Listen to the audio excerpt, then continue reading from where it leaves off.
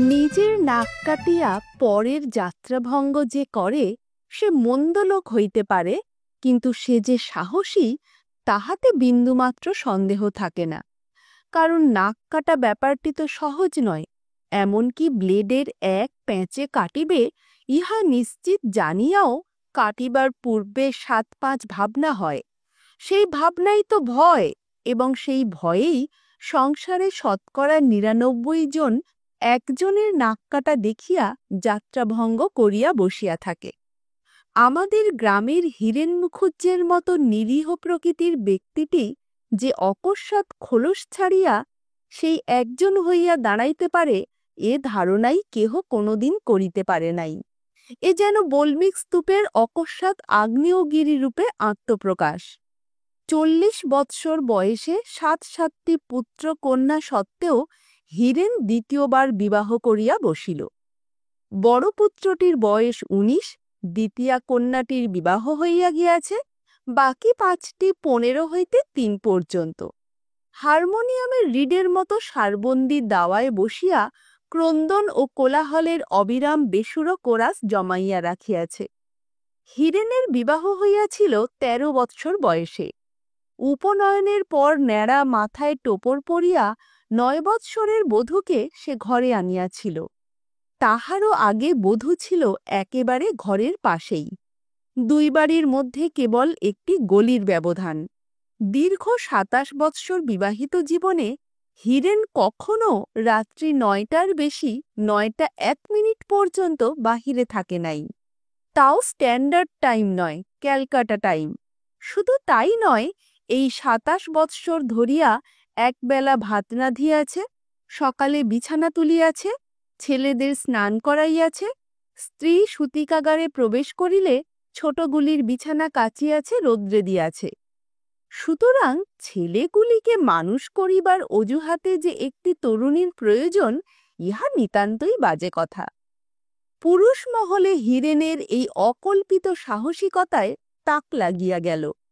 তাহার উপর বিস্ময়ের ঘোর কাটিতে না কাটিতে তাহারা অনুভব করিল জীবনপথে তাহাদের যাত্রাভঙ্গ ঘটিয়াছে। মাথা হেঁট করিয়াও চলা দুষ্কর। শ্যামের স্ত্রী রাত্রে স্বামীর হাতখানা সরাইয়া দিয়া মুখ বাঁকাইয়া বলিল, যাও যাও, পুরুষ জাতের মুখে আগুন, তোমাদের ছুলে পাপ, গঙ্গা স্নান করতে হয়। শ্যাম এ আকস্মিকতায় ঘাবড়াইয়া গেল। একই স্ত্রীকে সে বাঘিনীর মতো ভয় করে, তাহার উপর অকস্মাৎ তাহাকে উল্কামুখী হইতে দেখিয়া বুকটা তাহার ঢিপ ঢিপ করিয়া উঠিল।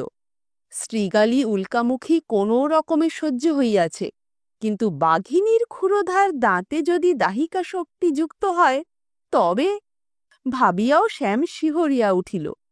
একেই কাঁচা মাংসের স্বাদে বাঘিনী ভয়ঙ্করী, তাহার উপর দাহিকা শক্তির প্রদাহে সিদ্ধ মাংসে কালিয়ার আস্বাদ পাইলে আর রক্ষা থাকিবে না। আজ আবার সে বাঘিনীকে খোঁচা দিয়াছে। সে আজই লোহার কাঁটা দিয়া স্ত্রীর বাক্স খুলিয়া ৪টি সিকি সরাইয়া ফেলিয়াছে। না ফেলিয়াও বেচারার উপায় ছিল না। বিড়িওয়ালা বেনে মামার কাছে ১.৫ টাকার উপর ধার জমিয়াছে। সে আর ধার দিবে না বলিয়া নোটিশ দিয়াছিল। শ্যামের বরাদ্দ দৈনিক ১ পয়সার বিড়ি, কিন্তু তাহাতে তাহার কুলায় না। ১ পয়সায় ১০টা বিড়ির মধ্যে ৫টা যায় দোক্তা হিসাবে, বাকি ৫টায় কাহারও দিন চলা অসম্ভব। স্পন্দিত বক্ষে শুষ্ক মুখে শ্যাম তাহার পেটেন্ট হে হে শব্দে বোকা হাসি হাসিয়া বলিল, কেন, কি হলো কি? সুগ্রীব মহিষীর মতো মুখভঙ্গি করিয়া স্ত্রী বলিল, হেসো না, বুঝলে, আর হেসো না। বাঁদরের মুখ পড়ে আর বাঁদর হাসে, বলে এ কি সৌভাগ্য হলো আমার, সেই বৃত্তান্ত। শ্যাম উষ্ণ হইয়া উঠিল। বাঁদর হইবার কামনাই তাহার জাগিয়া উঠিল। লেজ গজাইলে সে স্ত্রীর গলায় জড়াইয়া কণ্ঠরোত্ত করিতই উপরন্ত বালি রাবণ সংবাদের মতো একটা নূতন সংবাদের সৃষ্টি করিত। স্ত্রীকে সাতঘাটে চুবাইয়া লোনা জলের সাহায্যে ভিতরের সমস্ত বাঁদরামি উদ্গীরণ করাইয়া ছাড়িত। লেজের অভাবে সে দাঁত খিচাইয়া বলিয়া উঠিল, আমাকে তুমি বাঁদর বলছ? তাহার মুখের কাছে 2 হাত নাড়িয়া দিয়া স্ত্রী বলিল, বলছি বলছি, শুধু তোমাকে নয়, গোটা পুরুষ জাতকে বলছি। 7-7টা বেটা বেটি থাকতে 40 বছর বয়সে বিয়ে করতে তোমাদের লজ্জা করে না? হ্যাঁ গো, তোমরা সবাই হীরেন মুখুজ্জে। সাপের মাথায় ইসের মূল পড়িল। শ্যাম একেবারে ফনা গুটাইয়া ঝাঁপির মধ্যে কুণ্ডলি পাকানো সাপের মতো নেতাইয়া পড়িল। আবার সে তাহার পেটেন হে হে করিয়া বোকার হাসি হাসিয়া বলিল, তা তুমি বলেছ ঠিক, কিন্তু সবাই তো আর হীরেন। সবাই সবাই, গোটা পুরুষ জাতটাই হীরেন। শ্যাম মহা বিরক্ত হইয়া হীরেনকে গাল দিয়া উঠিল। রামের বাড়িতেও সেই অবস্থা। রাম লেখাপড়া জানা লোক, শুধু লেখাপড়া জানাই নয়, সে একেবারে আধুনিক, যাকে বলে মডার্ন। তাহার স্ত্রীও শিক্ষিতা মেয়ে, ফেরতা দিয়া কাপড় পরে, হাই হিল জুতা পরে, চোখে চশমা দেয়। বব ছাটে না কেবল চুলের বাহারের জন্য। চুলগুলি তাহার ভ্রমর কৃষ্ণ এবং উপসংকুল ঝর্ণার মতো ঢেউ খেলানো। রূপার তৈয়ারি দেশি দাঁতখুটনির আকারের মতো ভঙ্গিতে ঠোঁটের একদিক বাঁকাইয়া রামের স্ত্রী বলিল, রাম সীতার শোকে শয্যাশায়ী হয়েছিলেন, ওটা একদম বাজে কথা। বাল্মীকি আর শিশির ভাদুরীর সাজানো কথা। আসলে তিনি আর একটা বিয়ে করতে না পেরে পাগল হয়েছিলেন। রাম একখানা বই পড়িতেছিল, ফ্রয়েডের মনস্তত্ত্ব। সে মুখ তুলিয়া মৃদু হাসিয়া বলিল, বাল্মীকিকে তুমি দেখোইনি। শিশির ভাদুরীর রামরূপও কিন্তু তোমার মধ্যে এখন নেই, এ আমি হলপ করে বলতে পারি। মনে মনে তুমি দেখছ হীরেন মুখুজ্জিকে, আই অ্যাম শিওর। বুদ্ধি এবং শিক্ষার জোরেই তোমরা এতদিন তোমাদের বর্বর রূপ ঢাকা দিয়ে নিজেদের ঢাক বাজিয়ে এসেছ। এ কথাটা হাজারবার স্বীকার করি। হীরেনের মধ্যে যে পুরুষ প্রকৃতি, সেটা অবশ্যই রামের মধ্যেও ছিল এবং তোমার মধ্যেও আছে, এটা তোমাকেও স্বীকার করতে হবে। স্বীকার করলাম, কিন্তু হীরেন বিয়ে করায় তোমার ক্রোধের হেতু ফ্রয়েড অনুসারে কি? হাজার বাতির সমকক্ষ ইলেকট্রিক বাল্বের সুইচ কে যেন অন করিয়া দিল। শিক্ষিতা স্ত্রী ভদ্রভাবে তীক্ষ্ণতম স্বরে বাধা দিয়া বলিয়া উঠিল, ব্রুট কোথাকার! পর মুহূর্তেই যেন ফিউজ হইয়া গেল। ঘরখানাকে অন্ধকার করিয়া দিয়া সে অন্তর্হিতা হইল। আধুনিকা হইয়াও সনাতন গোসা ঘরে খিল দিল। রাম কিছুক্ষণ চেষ্টা করিল আবার বইয়ে মন দিতে, কিন্তু হাজারো রকমে মনকে বিশ্লেষণ করিয়াও মনকে একাগ্র অথবা শান্ত করিতে পারিল না। বইখানাকে রাখিয়া দিয়া ঘরে পায়চারি করিতে করিতে সে ভয়ানক চটিয়া উঠিল হীরেনের উপর। দূর হইতেই তাহাকে উদ্দেশ্য করিয়া গালি দিয়া উঠিল, বিস্ট! গ্রামের এই নরনারী সংবাদ হীরেনের কানেও উঠিয়াছিল। সে কিন্তু মোটেই লজ্জিত হইল না বা দমিল না। বল্মিক স্তূপ অকস্মাৎ আগ্নেয়গিরি হইয়া উঠিয়া কেবল অগ্নুদ্গারই করিতে আরম্ভ করিল। প্রকাশ্য পথেই সে আস্ফালন আরম্ভ করিল। কুছ পরোয়া নেই, এ তো বউ মোলে বিয়ে করেছি, এবার একটা থাকতেই আবার বিয়ে করব। 1-8টা নয়, 5-10টা, দেখি কে কি করে আমার। চালাও পানসি। হীরেনের সাহস দেখিয়া সমস্ত পুরুষ সমাজ সশ্রদ্ধ বিস্ময়ে তাহার মুখের দিকে চাহিয়া রহিল, কিন্তু গোপনে। প্রকাশ্যে তাহারা তাহাকে গালিগালাজ করিয়া আকাশ পর্যন্ত বিদীর্ণ করিয়া দিল। হীরেনের আস্ফালনের সংবাদ পাইয়া মেয়েরা যেন রণরঙ্গিনী হইয়া পুরুষদের জীবন বাক্যবাণে জর্জরিত করিয়া তুলিল। দায়ে পড়িয়া পুরুষেরা ভগবৎ ভক্ত হইয়া উঠিল। সাধুগণকে ত্রাণ করো হে ভগবান! কেহ কেহ গোপনে গিরিমাটির সন্ধান করিতে লাগিল।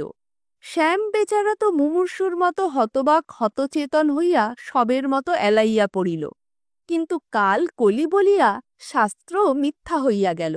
শ্যামের স্ত্রী হতচেতন স্বামীর বুকের উপর প্রায় নাচিতে লাগিল, কিন্তু তবু জিভ কাটিল না। ঠিক এমন সময়ে যে ভগবান যুগে যুগে সাধুগণের পরিত্রাণের জন্য অবতীর্ণ হন, তিনি বোধহয় দুস্থ পুরুষগণের দুঃখ মোচনের জন্য অবতীর্ণ না হইয়াও পার্শ্ব পরিবর্তন করিলেন। চাকা ঘুরিয়া গেল। গাঙ্গুলিদের ছেলে নীরেন ভগবানের ইঙ্গিতে একটা বিষম কাণ্ড করিয়া বসিল।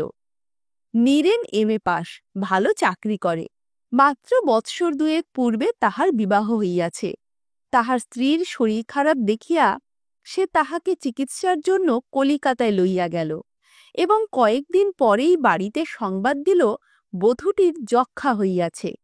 তাহার চিকিৎসার জন্য তাহাকে এখন হাসপাতালে রাখিয়াছে। তাহার সেবা শুশ্রূষার জন্য নিজেও সে ছুটি লইয়াছে। নীরেনের বাপমা ছুটিয়া কলিকাতায় গেলেন, কিন্তু কয়েকদিন পরই তাহারা ফিরিয়া আসিলেন। তাহাদের অবস্থা দেখিয়া কেহ কোনো প্রশ্ন করিতে সাহস করিল না। নীরেনের মা ফুসফুস করিয়া কাঁদিতেছেন, নীরেনের বাপের মুখ উদাস গম্ভীর। সংবাদটা অনুমান করিয়া লইবার পথে বিন্দুমাত্র অস্পষ্টতা কোথাও ছিল না। স্টেশনে সমবেত সকলেই একটা দীর্ঘশ্বাস ফেলিল। রামও স্টেশনে ছিল। সে বাড়িতে গিয়া সুগভীর একটা দীর্ঘশ্বাস ফেলিয়া বলিল, আহ, নীরেনের বউটি মারা গিয়েছে। রামের স্ত্রী চমকিয়া উঠিল। কে কে মারা গিয়েছে? নীরেনের স্ত্রী। Very sad. রামের স্ত্রী স্তব্ধ হইয়া বিচিত্র দৃষ্টিতে স্বামীর দিকে চাহিয়া রহিল। রাম সে দৃষ্টি দেখিয়া শঙ্কিত হইয়া উঠিল। যুদ্ধ ঘোষণার পূর্বেই সে পৃষ্ঠ প্রদর্শনের উদ্যোগ করিল। রামের স্ত্রী বলিল, চললে কোথা? তোমার তোর স্ত্রী মরেনি যে ঘোড়ার খোঁজে হন্তদন্ত হয়ে ছুটে বেরুচ্ছ? রাম অত্যন্ত রুষ্ট হইয়াও সভয়ে বলিল, কি যে বলো তুমি তার ঠিক নেই। হাসিয়া রামের স্ত্রী বলিল, বলি আমি ঠিক। রাম আবার ফিরিয়া বসিয়া বলিল, নাও, কি বলছো বলো। একটি কাজ করতে হবে। নীরেনের সঙ্গে শেফালির বিয়ের সম্বন্ধ করতে হবে। বাবা আমার টাকা খরচ করতে পিছুবেন না। রামের মুখে বিচিত্র হাসি ফুটিয়া উঠিল।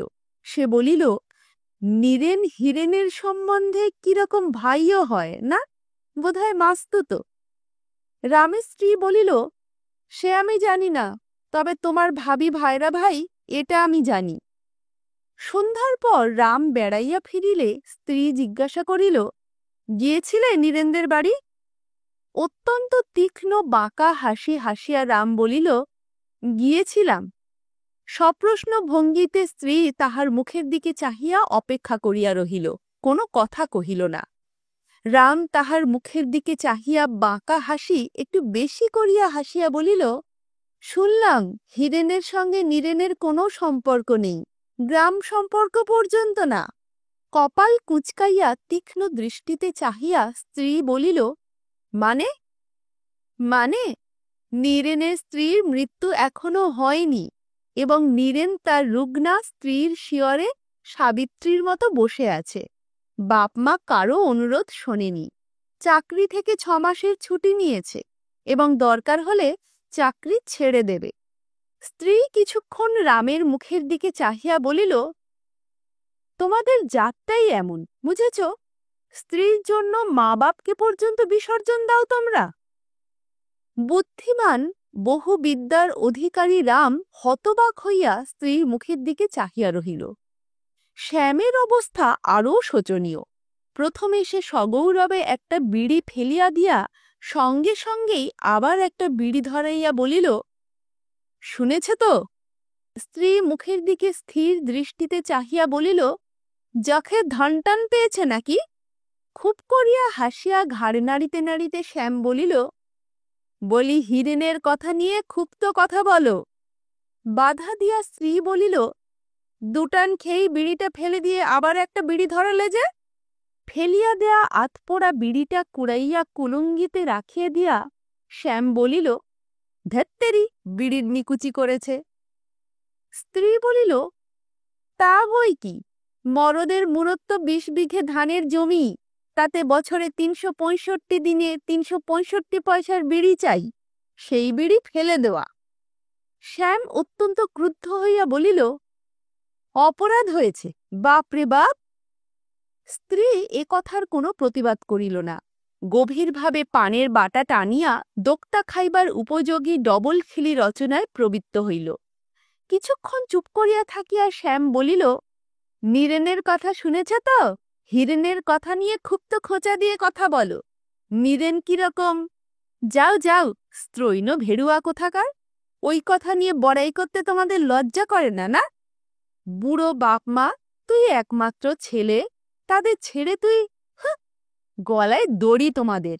আমার ছেলে হলে কান ধরে টেনে আনতাম, এনে বিয়ে দিতাম। ছেলে নেই, পুলে নেই, কাঁচা বয়স। শ্যাম বিছানার উপর শুইয়া পড়িল। স্ত্রী দৃষ্টি এড়াইয়া নিঃশেষিত প্রায় বিড়িটা ফেলিয়া দিয়া ঘরের চালকাঠের দিকে চাহিয়া গান ধরিল। শুধু রাম আর শ্যাম নয়, যদু, মধু, হরি, মাধব, যাদব সকলের বাড়িতেই এখন নীরেনের আলোচনা। হিরেন এখন বাতিল হইয়া গিয়াছে। নিষ্কৃতি পাইয়া সেও বেশ স্বাভাবিক হইয়া উঠিল। হাট করে, বাজার করে, জমি দেখে, তাস খেলে। নীরেনকে লইয়া সেও আলোচনা করে। আলোচনায় সকলের সহিত সেও একমত। এটা একেবারে বাড়াবাড়ি, বাড়াবাড়িরও বেশি অপরাধ। মেয়েরা বলে আদিক্ষেতা। নীরেনের বাপ ছেলেকে বুঝাইয়া পত্র দিলেন, লিখিলেন, সমগ্র গ্রামের লোক তোমার এ আচরণের নিন্দা করিতেছে। তাহা ছাড়া তুমি লেখাপড়া শিখিয়াছ, বিজ্ঞান বলো, শাস্ত্র বলো, কিসে তুমি তোমার এই আচরণের সমর্থন পাইলে? এ মায়া মিথ্যা। মিথ্যার মোহে পড়িয়া নিজের সর্বনাশ নিজে করিও না। নীরেন উত্তর দিল, গ্রামের লোকের স্তুতি নিন্দায় আমার কিচ্ছু আসে যায় না। বিজ্ঞান ও শাস্ত্র এ দুইকেও আমি মানি না। তাহার অপেক্ষা বৃহত্তর বস্তু প্রেম, একমাত্র তাহাকেই আমি মানি।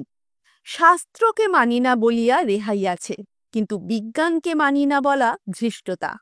মাস কয়েক পরেই নীরেনের স্ত্রী মারা গেল। নীরেনের বাপমা আবার একবার কলিকাতায় ছুটিলেন, কিন্তু দুজনেই সেই পূর্বের মতো ফিরিয়া আসিলেন। বাপের মুখ গম্ভীর, মায়ের চোখে জল। নীরেন আসে নাই, সে কাশী গিয়াছে। সেইখানেই স্ত্রীর শ্রাদ্ধাদি সারিয়া দেশভ্রমণে বাহির হইবে। ঘরে ঘরে আবার একবার আলোচনা জমিয়া উঠিল। শ্যামের স্ত্রী বলিল, মুখে ঝাঁটা, অমন ছেলের মুখে ঝাঁটা। বুড়ো বাপমাকে ফেলে স্ত্রীর শোকে সন্ন্যাসী হওয়ার মুখে ঝাঁটা। শ্যামের উপস্থিত বিড়ির পয়সার প্রয়োজন ছিল। সে সঙ্গে সঙ্গে স্ত্রীকে সমর্থন করিয়া বলিল, 100 বার। শ্যামের স্ত্রী অত্যন্ত ক্রুদ্ধ হইয়া উঠিল, বলিল, 100 বার? 1000 বার, 1,00,000 বার। শ্যাম বলিল, হ্যাঁ, আমিও তো তাই বলছি, তুমি রাগছ কেন? রাগছি কেন? তোমাদের দেখলে সর্বাঙ্গ জ্বলে যায়। তোমরা কি মানুষ? তোমরা জানোয়ার। সকালবেলা হইতে বিড়ি খাইতে না পাইয়া শ্যামের মেজাজ ভিতরে ভিতরে রুক্ষ হইয়াছিল। তাহার উপর গালিগালাজের ক্রমবর্ধমান প্রচণ্ডতায় বিড়ির পয়সার আশায় জলাঞ্জলি দিয়া সে অকস্মাৎ ক্ষিপ্ত হইয়া উঠিল। গা ঝাড়া দিয়া বলিয়া উঠিল, কি? আমরা জানোয়ার? 100 বার, 1000 বার, 1,00,000 বার। 1,00,000 বার? হ্যাঁ হ্যাঁ, কোটি বার। তবে এই দেখো। বলিয়া শ্যাম উঠান হইতে একটা ইট কুড়াইয়া লইয়া উনানের উপর ফুটন্ত ভাতের হাঁড়িটার গায়ে দুম করিয়া বসাইয়া দিয়া হন হন করিয়া বাহির হইয়া গেল। শ্যামের স্ত্রী প্রথমটা হতভম্ব হইয়া গেল। কয়েক মুহূর্ত পরেই সে তারস্বরে চিৎকার করিয়া কাঁদিতে কাঁদিতে ঘোষণা করিল, ও মা গো, শেষে তুমি মাতাল গেজেলের হাতে আমাকে দিয়ে গেলে।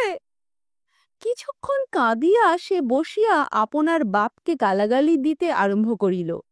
হ্যাঁ, বেটা চোখে কো কঞ্জুস কিপ্টে, পয়সা খরচের ভয়ে আমার এই দশা করে গেল। এখানে বলা প্রয়োজন, শ্যামেরা বংশজ, তাহারা বরপণ পায় না, কন্যাপণ দিয়া তাহাদের বিবাহ করিতে হয়। শ্যাম বাড়ি হইতে বাহির হইয়া পথে পথে ঘুরিতেছিল। হিরেনদের পাড়ায় আসিয়া দেখিল, রাস্তার উপরেই বেশ একটা মজলিস জমিয়া উঠিয়াছে। মায় বুদ্ধিমান পণ্ডিত রাম পর্যন্ত সেখানে উপস্থিত। সেও আসিয়া জমাইয়া বসিল। সঙ্গে সঙ্গে একজন তাহার দিকে বিড়ি দেশলাই আগাইয়া দিয়া বলিল, বসো বসো, একটা বেশ নধর খাসি দেখে দাও দেখি, ভাই শ্যাম। শ্যাম স্বভাবগত নির্বুদ্ধিতার সহিত অকারণে প্রশ্ন করিল, খাসি? হ্যাঁ, খাসি। হিরেনের নতুন বইয়ের আজ সাতভক্ষণ, আমরা রাত্রে ফিস্টি খাব। অন্য একজন বলিল, একটা খাসিতে হবে তো, মেয়েরাও তো ছাড়বে না। রাম প্রতিবাদ করিয়া উঠিল, তাহলে আমি নেই, কিন্তু ওদের সঙ্গে সামাজিক ভোজন না করে উপায় নেই, কিন্তু প্রীতি ভোজন অসম্ভব। শ্যাম কথাটা বুঝিতে পারিল না, কিন্তু সায় দিল, আলবাত। মাস দুয়েক পর একদিন গভীর রাত্রে রাম তখনও একখানা বই পড়িতেছিল। তাহার আধুনিকা স্ত্রী সন্ধ্যা হইতে তাহার সহিত তর্কের নামে তুমুল কলহ করিয়া সদ্য ঘুমাইয়াছে। তর্কের বিষয় ছিল হিরেনের তথা সমগ্র পুরুষ জাতির নির্লজ্জতা। জীবজগতে অতি বড় নির্লজ্জ না হইলে এমন করিয়া কেহ বৃদ্ধ বয়সে তরুণী ভার্যার সাতভক্ষণ উপলক্ষে প্রকাশ্যভাবে সমারোহ করিতে পারে না। পরিশেষে বলিয়াছিল, আমার সঙ্গে দেখা হয়নি, কিন্তু আমার দৃঢ় বিশ্বাস হিরেনের বউ লজ্জায় কারও সঙ্গে মুখ তুলে কথা কইতে পারেনি। রাম উত্তরে তুলিয়াছিল নীরেনের প্রসঙ্গ, ফলে স্ত্রীর চোখে মুখে হিস্টেরিয়ার লক্ষণ দেখা দিয়াছিল। সভয়ে রাম সকল প্রসঙ্গ বন্ধ করিয়া বই লইয়া বসিয়াছে। সহসা একটা বুক ফাটা ক্রন্দন ধ্বনিতে নৈশ নীরবতা বিদীর্ণ হইয়া গেল। সে চমকিয়া উঠিয়া বারান্দায় বাহির হইয়া উৎকর্ণ হইয়া দাঁড়াইয়া রহিল, কিন্তু আর কিছু শোনা গেল না। ঘণ্টাখানেক পর শ্যাম ডাকিল, রাম, রাম। কি হে? চকিত হইয়া রাম জানালা খুলিয়া সাড়া দিল, আসতে হবে ভাই একবার, হিরেনের বউটি মারা গেল। মারা গেল?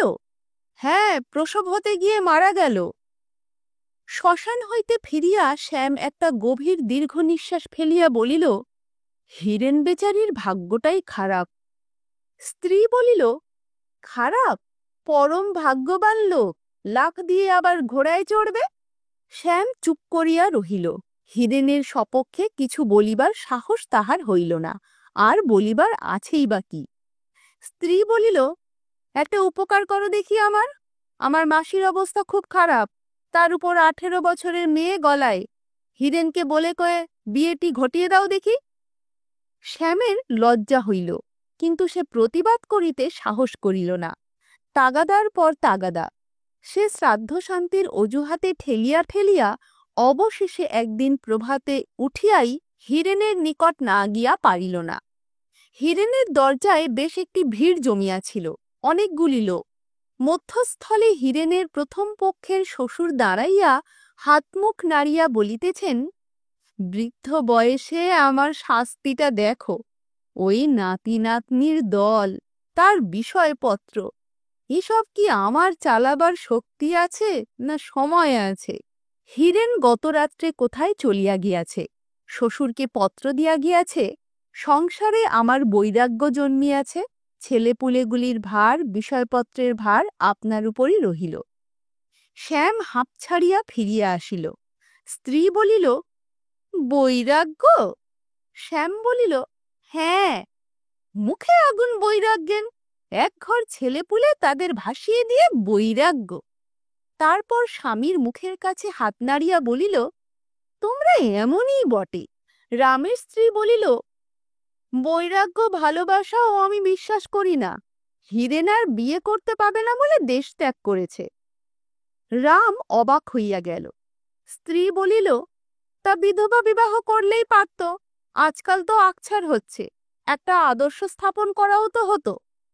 তারপর হাসিয়া বলিল, আমার মৃত্যুর পর তুমি অবশ্যই বিয়ে করবে, তুমি কিন্তু বিধবা বিবাহই করো। রামের ইচ্ছা হইল ঠাস করিয়া স্ত্রীর গালে পুরাকালের মতো একটি চড় কষাইয়া দেয়। গ্রামে আলোচনাটা তুমুল হইয়া উঠিল। সে তুমুল আলোচনাকে ঢাকিয়া দিয়া অকস্মাৎ কোথায় নহবতের বাঁশি বাজিয়া উঠিল। বাঁশি বাজিতেছিল নীরেনদের দরজায়। নীরেন বিবাহ করিয়াছে, আজই সে বউ লইয়া ফিরিবে 12টার ট্রেনে, এইমাত্র টেলিগ্রাম আসিয়াছে। রামের বউ ফিক ফিক করিয়া বাঁকা হাসি হাসিতে আরম্ভ করিল। শ্যামের বউ উঠানময়ে আরম্ভ করিল রণরঙ্গিনী নৃত্য। শ্যামের অন্তর বিদ্রোহী হইয়া উঠিয়াছিল। সে ভাবিতেছিল চাণক্য পণ্ডিতের শ্লোক, কণ্ঠ কেনইব কণ্টকম, এছাড়া আর উপায় নেই। স্ত্রীর মাসির ওই 18 বছরের কন্যাটিকেই? লেসন চ্যানেলে আজকে শুনলেন তারাশঙ্কর বন্দ্যোপাধ্যায়ের লেখা দিল্লি কা লাড্ডু।